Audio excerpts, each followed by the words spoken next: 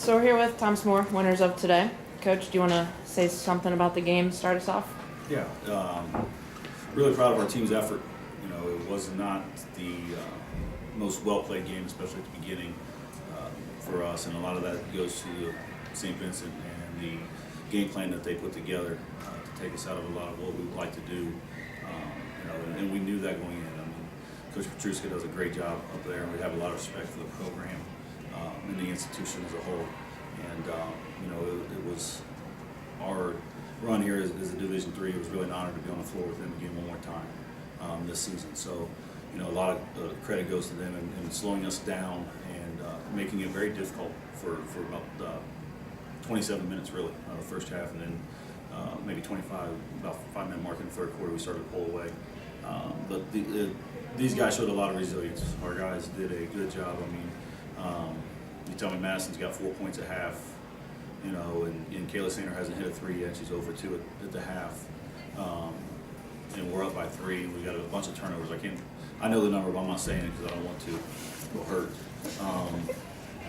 You know, that we're up by 3, feeling pretty good because we can go in and clean some things up, and then we did that, and we executed a little bit better the second half, and these guys made plays. I mean, Emily did a great job inside. Shelby did a great job one-on-one, both of them, and then stepping out 15 feet. And Asia Mitchell coming in and hitting a couple threes in the third quarter there really just gave us some separation. What was kind of your emotions this whole week, considering you played them already this season and played them for the last how many years in the pack? What was kind of like your thought process throughout the week at practice? You want me to go or you want these guys to go? You guys can go. I would just say we're excited. I mean, we've been waiting to get to this, like the tournament, just to see how far we can go, and we've worked so hard all season to, you know, eventually put it all together and go for the national championship. But it was special going against St. Vincent again. You know, last time playing against a PAC team in my career. So, and I guess there's two because you're yours too because we're not going D3 anymore. But yeah, I would just say we were excited. Especially in practice, we just tried to push each other and work on the defense that St. Vincent was going to throw at us because we know how big, you know, PAC teams always want to beat us. We just knew we had to be ready. They're a good team, they're a solid team, and they know us, like Coach said, better than probably any other team does. So we were just trying to think that we got to come out just as strong as we would against any team. Yeah, I just know everyone was excited too. Like all the freshmen were talking about it, like, oh, St. Vincent. We were just like, I mean, they're a good team. There's nothing we can look over with them, and we need to come out ready to play. And we knew that going into the game. So, but it was nice to play someone that you know too. But we were all excited. I'm sorry. There. You guys being the leaders of the team, what did you go into the locker room to tell everyone else being up by 3 points? I just said we needed to settle down. I think everyone was a little anxious, and we had a lot of people who had played in this like atmosphere yet in first NCAA tournament game. And yeah, we played them before, and we played them up there, but they're obviously always going to bring you their best effort. So I think we came out a little flat, and we're just a little careless with the ball. So we just said in the locker room at halftime that everyone needed to trust each other and relax a little bit, and just try to take care of the ball more because we were losing too many possessions offensively. Yeah, we just said that we need to come out strong in the third and go on a run and get some momentum going. We need to limit our turnovers, and the main thing that we said was just to be confident, shoot with confidence because we know we can make it, so keep shooting and it'll go in. Yeah. Yeah. You guys out-rebounded them tonight, out-defended them. You went 19-2 in second chance points. You had the 48-21 advantage. And Emily and Madison, you both had double-digit rebounds. Was defending and rebound one of your main focuses this week? Yeah, we just knew like we always, obviously we have a good shooting percentage, but we know we need to crash the boards all the time, and just offensively, like getting those second chance points for us, it's such a big game changer. And just defensively, like we knew that they're going to crush the boards, so to box out and be able to limit them to one chance. Only that was really like the focus of just boxing out, and then us crushing the boards also, and making sure we have the safety back. What's kind of the focus for tomorrow? How do you do that quick turnaround? Get Finish rest. turnaround. Get rest. They're hungry. Eat. Yep. Get some fluids in them, and then get them in here tomorrow and talk about them, and then get on the floor and walk through some stuff.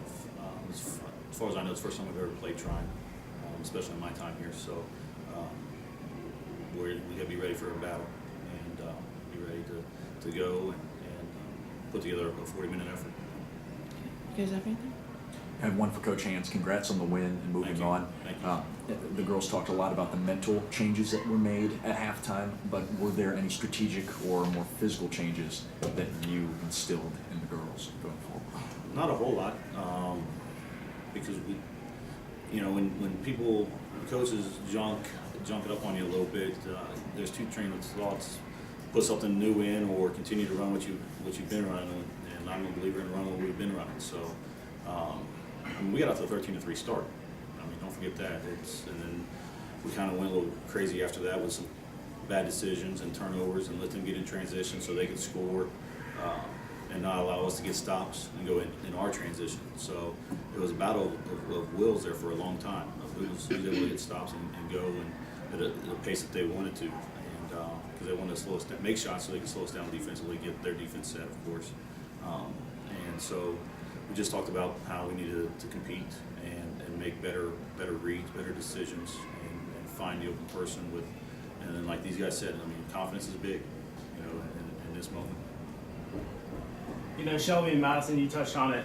Your last time playing a PAC opponent, kind of starting off the tournament against a PAC team, did that help with the confidence level, kind of knowing your opponent to a point where you guys have dominated the PAC in your career? Just how did it feel knowing you were going to play somebody familiar in the first round at home? I think it was kind of somewhat comforting. I mean, it's not like you had to worry too much, like with scout and everything, with trying to learn, what each type of player does or who attacks the basket and everything. We've played those guys for at least 2-3 years. We have one senior, but so I think it was a little comforting, especially for our younger girls. I know, like our freshmen and sophomores, they played against them for 2 years. So, like for Asia, I know her being a freshman, I think it was comforting for her first NCAA tournament game to play against someone that we've already played against this season. So.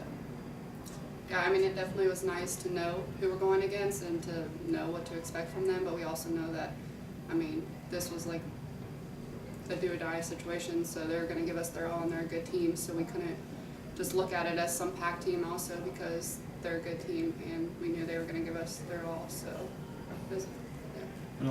Last time they were here in that setting was a 13-point win, 2017 conference championship. Okay, and I mean, we knew the coach would be ready, and that's why I said at the beginning with the opening statement. I mean, there's a lot of credit to what they do and how they do it. The familiarity is there both ways, and the respect is there both ways. So they threw some different things at us, but again, I mean, we kind of expected a little bit of it, and it was just a matter of making plays. Can you mention anything about the atmosphere, the fans that were there tonight? I'll let these guys talk about it because I thought it was tremendous. It's awesome. It helps so much. It really does. It's Yeah. very good. No, it's definitely awesome to be at home because not only do we have our bench in it, we have all of our fans that are here into it also. And it's so awesome just to see everybody that comes out to watch us. I think it also helps us, like with momentum. If it's a close game or anything, and they make a big shot, it kind of quiets the crowd a little bit. But then once we make a shot, it gets louder again, and then we make another shot, and you just want to keep building that up. So I think it helps a lot. And we had a lot of people here tonight, and we're just grateful for all the fans that we get. They were starting cheers and everything. It was getting me fired up. Me too. Thank you. Along those lines, because you've been on the road so much, does it kind of throw you a little bit too? I mean, you haven't seen it a lot this year. Yeah, I mean, our travel schedule has been pretty crazy. We only had 7 home games this year out of our first 27 games. So it's nice getting to play at home and in front of our fans since they didn't get to see us very much this year. It definitely is different because we're used to having the teams cheer against us and all the fans, they want to see us lose. So everyone's usually there to root against us, but it's like humbling, I guess, just to play against so many people that are here and want to see you win. Anything else? Congrats, guys. Thank you.